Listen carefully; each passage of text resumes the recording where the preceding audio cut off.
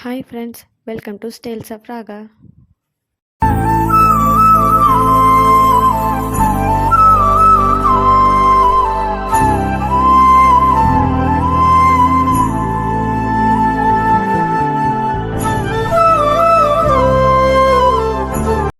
Morning எங்களோட டே டீயோட start ஆச்சு. Tea நான் அதுக்கப்புறம் என்னோடய தம்பி லஞ்ச் ப்ரிப்பேர் பண்ணுறக்காண்டி நானே சமைக்கிறேன்னு சொல்லியிருந்தான். என்னோடய அப்பா அம்மா ஊருக்கு போயிருந்தாங்க.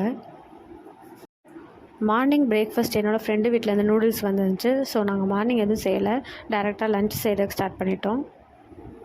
சிக்கன் பிரியாணிக்கு தேவையான சில ஐட்டம்ஸ் கட் பண்ணி ரெடி பண்ணிக்கிட்டான்.